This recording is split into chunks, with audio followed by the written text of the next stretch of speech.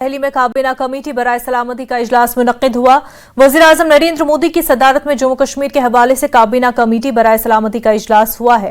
اس میں جموں کشمیر کی موجودہ صورتحال پر تبادلہ خیال کیا گیا۔ سلامتی سے متعلق کابینہ کمیٹی کی میٹنگ پی ایم مودی کی صدارت میں ہوئی۔ اس اہم ملاقات میں دیگر امور کے ساتھ کشمیر پر بھی تبادلہ خیال کیا گیا۔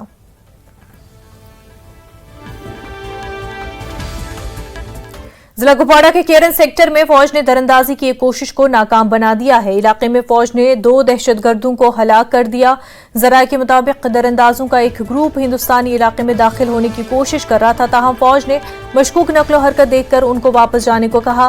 انہوں نے فوج پر فائرنگ کی اور فوج نے جوابی کارروائی کی۔ اس میں 2 دہشت گرد ہلاک کیے گئے۔ علاقے میں سیکیورٹی فورسز کا آپریشن جاری ہے۔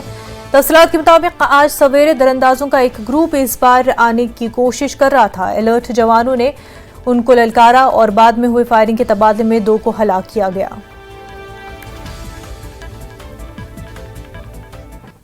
ضلع ڈوڈا کے کئی جنگلاتی علاقوں میں سیکیورٹی فورسز کا سرچ آپریشن جاری ہے۔ حالیہ دہشت گردانہ حملوں کے بعد دہشت گردوں کو تلاش کرنے کے لیے بڑے پیمانے پر آپریشن چلایا جا رہا ہے۔ اس بیچ بدھ اور جمعرات کی درمیانی شب ایک مرتبہ پھر دہشت گردوں نے سیکیورٹی فورسز پر حملہ کیا۔ یہ حملہ ضلع ڈوڈا کے کاسی گڑھ باٹا زاڈان اسکول کے پاس ہوا، جہاں سیکیورٹی فورسز کے کچھ اہلکار موجود تھے۔ اس دوران دہشت گردوں نے یہ حملہ کیا اور اس حملے میں 2 فوجی جوان زخمی ہو گئے۔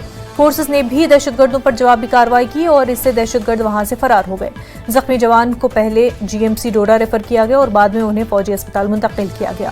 اس حملے کے بعد فورسز نے پورے علاقے کا محاصرہ کر کے سرچ آپریشن شروع کیا اور اس دوران علاقے میں بارش اور دھند کی وجہ سے فورسز کو آپریشن میں کچھ مشکلات پیش آ رہی ہیں۔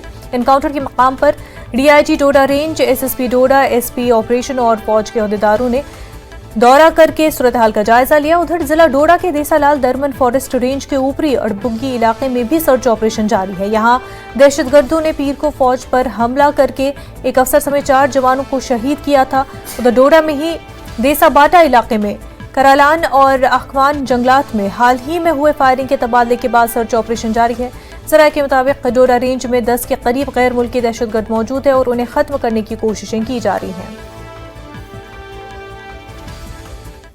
کل بھی جو ہائیڈنگ ٹیررسٹ ہیں ان کے ساتھ ہمارا کانٹیکٹ ہوا تھا اور آج بھی ان کے ساتھ ہمارا کانٹیکٹ ہوا ہے۔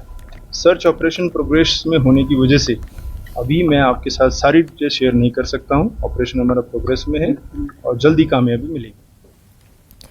ڈوڈا زاڈان انکاؤنٹر کے بعد نیوز 18 JKLH کی ٹیم نے اس اسکول کا جائزہ